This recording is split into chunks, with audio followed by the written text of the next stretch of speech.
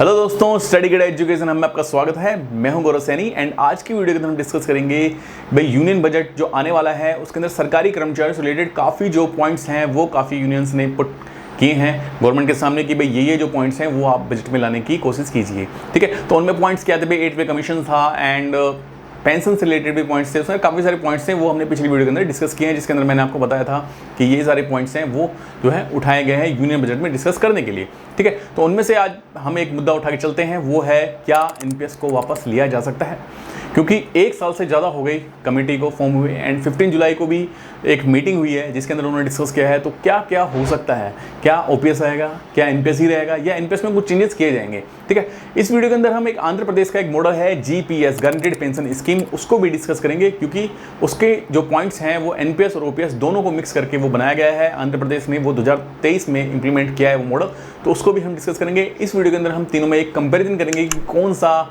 सबसे बेस्ट है इन तीनों में एंड तो चलिए आइए वीडियो को स्टार्ट करते हैं। तो दोस्तों सबसे पहली बात कि इसके अंदर कौन कौन पार्टिसिपेंट हो सकते हैं, तो सबसे पहले ओल्ड पेंशन स्कीम के अंदर सभी सरकारी कर्मचारी इसके अंदर रहते हैं। देन नेक्स्ट एनपीएस के अंदर एनपीएस आया है 1 जनवरी 2004 से स्टार्ट हुआ है, इसने रिप्लेस किया है ओल्ड पेंशन स्कीम को एंड इसके अंदर सभी सरकारी कर्मचारी और इसके अंदर प्राइवेट जो कर्मचारी हैं जो प्राइवेट कंपनीज में काम करते हैं वो भी इसके अंदर कंट्रीब्यूशन कर सकते हैं।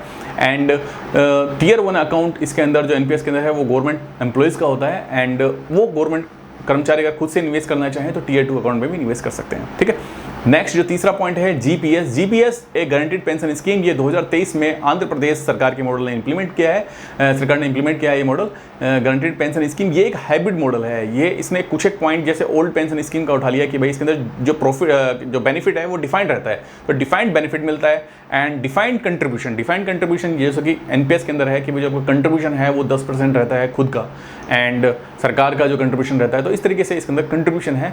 ठीक है, तो इसलिए डिफाइंड बेनिफिट डिफाइंड कंट्रीब्यूशन इसको बोलते हैं, जो कि है जीपीएस गारंटीड पेंशन स्कीम। ठीक, तो सबसे पहले पॉइंट डिस्कस हो गया कौन कौन इसके अंदर रहते हैं। देन दूसरा हम पॉइंट डिस्कस करते हैं कंट्रीब्यूशन का। इसके अंदर कंट्रीब्यूशन की बात करें तो जो ओल्ड पेंशन स्कीम है इसके अंदर जो गवर्नमेंट का जो बजट रहता है उसी के थ्रू इसके अंदर होता है, इसमें कर्मचारी का कोई भी रोल रहता नहीं है, कर्मचारी की सैलरी से कुछ भी डिडक्ट नहीं होता। एनपीएस की बात करें तो एनपीएस के अंदर जो कर्मचारी रहता है उसका बेसिक प्लस डीए का 10% कंट्रीब्यूट होता है एंड जो सरकार है वो उसके अंदर बेसिक प्लस डीए का 14% जो है कंट्रीब्यूट करती है एनपीएस के अंदर। तीसरी अगर बात करें गारंटीड पेंशन स्कीम की, तो इसके अंदर जो कर्मचारी और जो सरकार है जो गवर्नमेंट है वो इक्वली कंट्रीब्यूट करती है आपके इसके अंदर फंड के अंदर एंड 10% अगर कर्मचारी कर रहा है तो 10% इसके अंदर गवर्नमेंट करेगी। ठीक, तो नेक्स्ट पॉइंट डिस्कस करते हैं कि आपको पुरानी पेंशन ओल्ड पेंशन में आपको पेंशन कितनी मिलती है। ठीक है, तो ओल्ड पेंशन के तहत आपको जो पेंशन है वो लास्ट ड्रॉन जो आपकी सैलरी होती है वो 50% आपको सैलरी मिलती है, अगर सैलरी कह रहा हूँ पेंशन मिलती है। अगर आपकी जो लास्ट सैलरी थी जब आप रिटायर्ड हुए तो आपकी सपोज 40,000 थी तो आपको 20,000 जो है वो है पेंशन मिलेगी। एंड न्यू पेंशन में क्या है, न्यू पेंशन में क्या है, जो पेंशन है वो वेरी होती रहती है, वो डिपेंड करती है आपने पेंशन फंड मैनेजर आपका कौन है और आपका जो स्कीम है वो आपने कौन सी चूज़ की हुई है। तो मैंने एक वीडियो बनाई हुई है आपको कौन सा पेंशन फंड मैनेजर चूज़ करना चाहिए, स्कीम चेंज करनी चाहिए। ये वीडियो मैं आपको इतनी बार बोल चुका हूँ, बहुत इंपॉर्टेंट वीडियो है एंड आपको ये चेंज कर लेना चाहिए, क्योंकि अगर आप चेंज नहीं करेंगे तो आपको जो रिटर्न है वो 8% से ज़्यादा 8-9% से ज़्यादा मिलेगा नहीं। गवर्नमेंट बॉन्ड्स इतना ही आपको रिटर्न देंगे। आप ज़रूर अपना पेंशन फंड मैनेजर और स्कीम चेंज करें, ये बार बार मैं आपको बोल रहा हूँ, तभी आपको जो है जो रिटर्न है वो ज़्यादा मिलेगा एंड आपकी पेंशन रिटायरमेंट के टाइम पे ज़्यादा रहेगी, नहीं तो फिर वो 8-9% से ज़्यादा आपको रिटर्न मिलेगा नहीं। नेक्स्ट बात करते हैं गारंटीड पेंशन स्कीम। तो इसके अंदर क्या है कि आपको अगर आपने 10% अगर कंट्रीब्यूट किया है तो फिर आपको 33% ऑफ लास्ट ड्रॉन सैलरी, अगर 14% जो है इन्वेस्ट किया है कंट्रीब्यूट किया है तो फिर आपको कितना मिलेगा, 40% ऑफ लास्ट ऑन सैलरी। ठीक है, तो इसके अंदर यानी ये ओपीएस का इसने पॉइंट उठा लिया कि जो लास्ट ऑन सैलरी है उसका कुछ परसेंटेज हमको एज ए पेंशन मिलेगा। ठीक है, अभी जो मेन जो पॉइंट है एनपीएस के अंदर यही लाने का विचार चल रहा है कि भाई वो तो खैर बजट यूनियन बजट जब आएगा तो उसमें देख के पता चलेगा, लेकिन मेन पॉइंट यही चल रहा है कि जो लास्ट ड्रॉन सैलरी है जो हमारी जो अंतिम सैलरी है उसका कितना % एनपीएस में हमको मिलेगा। अगर ये मिल जाए तो भी कुछ फ़र्क पड़ेगा हमको। नेक्स्ट पॉइंट हम लेते हैं कि जो इन्फ्लेशन है, अगर ओपीएस को देखें तो भाई जैसे कंज्यूमर प्राइस इंडेक्स के हिसाब से जो हमारा क्या है डीए बढ़ता रहता है, तो फिर अगर महंगाई बढ़ती है तो इसको बैलेंस कर देता है डीए, तो पेंशन इस हिसाब से बढ़ती चली जाती है।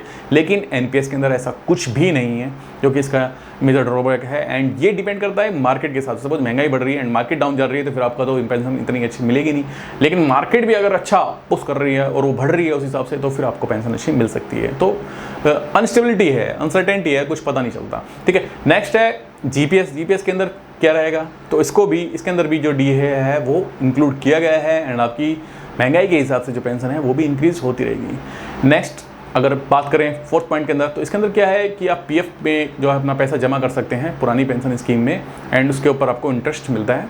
टीयर 2 अकाउंट के अंदर भी आप एनपीएस के अंदर टीयर 2 अकाउंट में भी आप 500 रुपये से ज़्यादा इन्वेस्ट कर सकते हैं एंड उसके अंदर भी आपको पेंशन फंड मैनेजर ये सब म्यूचुअल फंड्स की तरह आप निवेश कर सकते हैं एंड वो भी आप सिंपल निवेश कर सकते हैं, तो उसमें भी ऐसा कुछ है।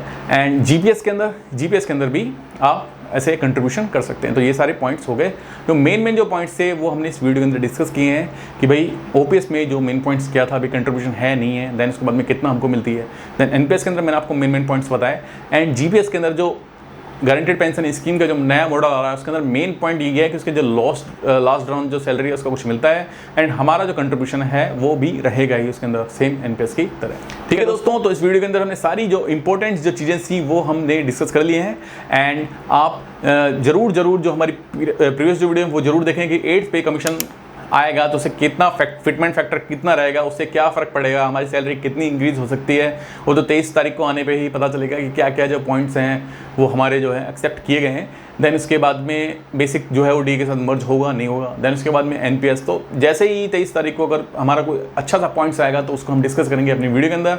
एंड जो एनपीएस की जो मैं बात बता रहा हूँ इंपॉर्टेंट वीडियो वो देखना ना भूलें कि आप पेंशन फंड मैनेजर कैसे चेंज करें एंड एनपीएस से अगर आपको पैसे भी विड्रॉ कराने हैं तो कैसे करा सकते हैं एंड कितनी बार करा सकते हैं, कितनी उसमें रहने के बाद में सर्विस में रहने के बाद आप विड्रॉ करा सकते हैं। तो ये सारे पॉइंट्स मैंने इस वीडियो के अंदर डिस्कस किए हैं। तो वीडियो को जरूर देखें। Please like share and subscribe our channel study गीड़ा। थैंक यू दोस्तों, बाय बाय।